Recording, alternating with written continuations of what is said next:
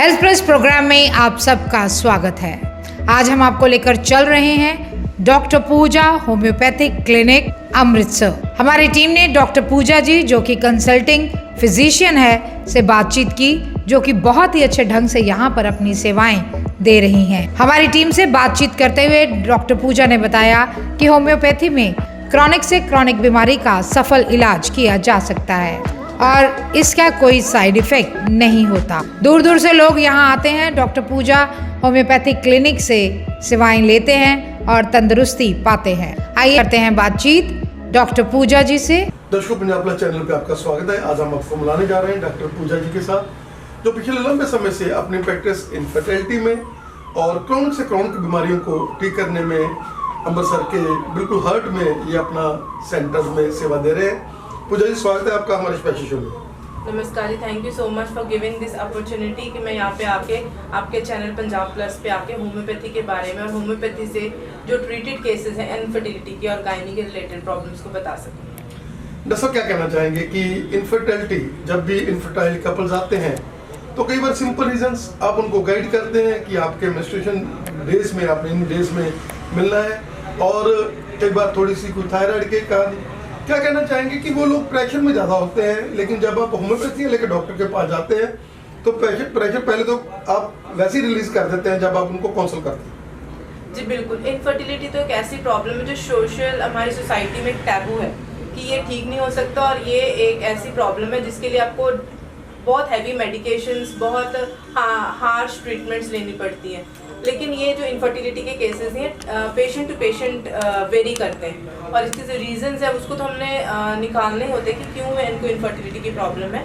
लेकिन उसके साथ साथ उनकी जो इंडिविजुअलिटी होती है, उनकी जो पर्सनैलिटी होती है, उसके ऊपर भी हम वर्क करके उनको अच्छे रिजल्ट देते हैं। क्या कहना चाहेंगे कि आपने ऐड बहुत कम की है, आपकी ऐड आपके पेशेंट्स हैं, क्योंकि आपने एक पेशेंट को आप ठीक करते हो, 4 पेशेंट्स वो और लेकर आता है। क्या कहना चाहेंगे कि लंबे समय से, लंबा एक्सपीरियंस है आपका, 10-12 साल हो गया आपको इस सेवा में लगे हुए, और यही कारण है कि आपने जो केस आप ठीक करते हैं उसके बाद और आप डीप जाते हैं और रिजल्ट देते हैं। जी, आपने बिल्कुल सही बात बोली कि मैं सोशल मीडिया पे या टीवी चैनल्स पे बहुत कम दिखाई देती हूँ, लेकिन जो मेरे पेशेंट्स हैं वो माउथ टू माउथ एडवर्टीजमेंट के थ्रू आते हैं।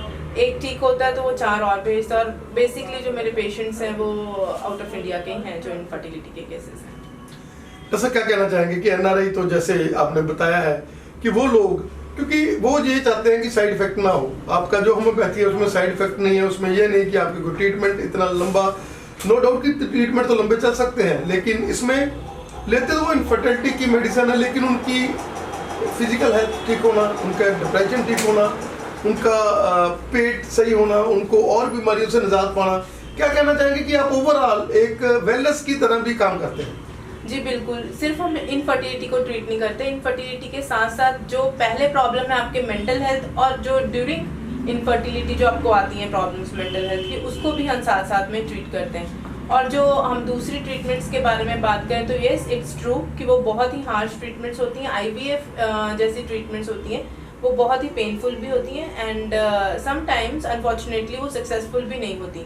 वो सिर्फ और सिर्फ उस इनफर्टिलिटी के ऊपर ही वर्क करते हैं, वो एज अ होल पेशेंट को नहीं लेते, एज अ होल उसकी मेंटल हिस्ट्री नहीं लेते, एज अ होल उसकी फैमिली हिस्ट्री नहीं लेते। इस वजह से वो कहीं ना कहीं जो IVF या ऐसे ट्रीटमेंट्स है वो थोड़ी सी पीछे रह जाती हैं। लेकिन होम्योपैथी के केसेस में हम एज अ पेशेंट होल लेते हैं, और जो साइड इफेक्ट्स तो नहीं है, बिल्कुल सही बात है। लेकिन इसके साथ साथ हमारे पास वो पेशेंट्स आते हैं जो सारी ट्रीटमेंट्स कर चुके होते हैं पहले से ही, IVF करा लिया है, हार्मोनल ट्रीटमेंट्स ले ली हैं, मेल्स के जो सीमेन एनालिसिस के अकॉर्डिंग ट्रीटमेंट्स ले ली हैं, फिर भी उनको जब रिजल्ट्स नहीं मिलते तब वो होम्योपैथी की तरफ आते हैं। एक तो कि हमें साइड इफेक्ट्स नहीं है, और ये भी सोच के आते हैं कि शायद यहाँ से कुछ हमें सॉल्यूशंस मिल जाए।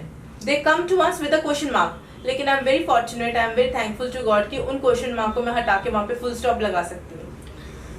ऐसा क्या कहना चाहेंगे कि PCOD जो कि एक मेजर हर्डल बना हुआ है, और छोटी छोटी बच्ची हैं, जब आपके पास आते हैं लोग तो PCOD क्या, वो कहते हैं तो ये निवारण की PCOD तो पूजा के पास चले जाओ ठीक हो जाएगी।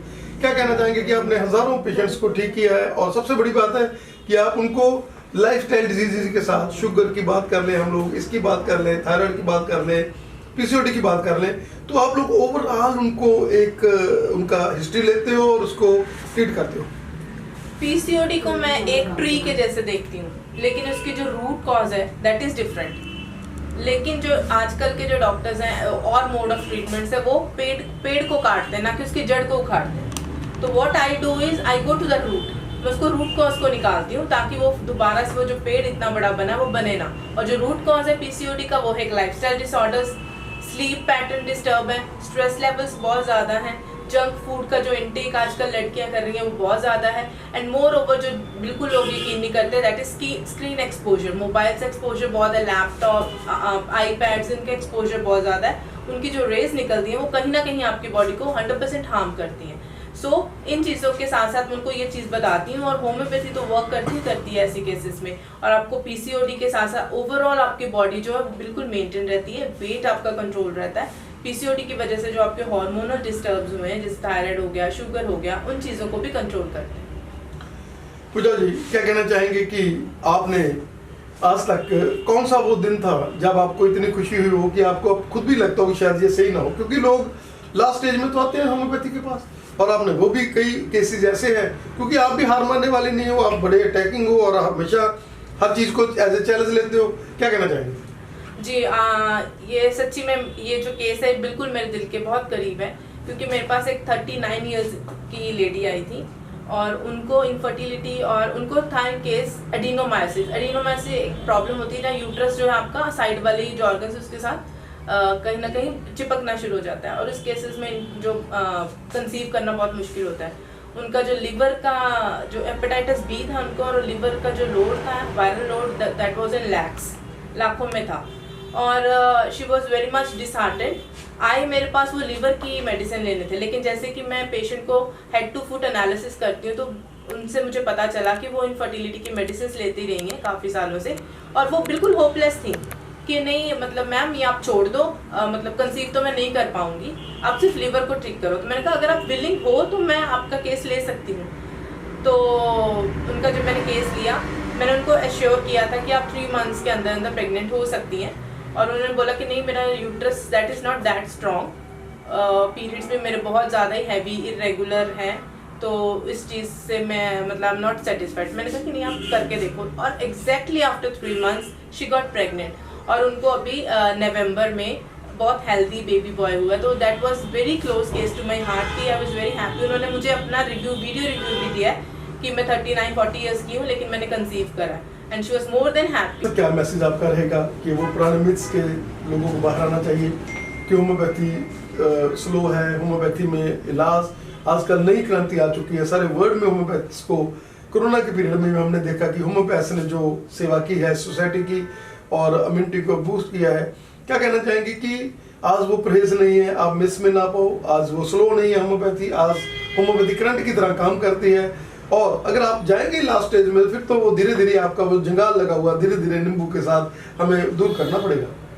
जी बिल्कुल, मैं सोसाइटी को यही मैसेज देना चाहती हूँ। मैं किसी भी पैथी को कंडेम नहीं करती हूँ, लेकिन होम्योपैथी के ऊपर भी आप यकीन रखो, ये मत सोचो कि होम्योपैथी बहुत स्लो काम करती है।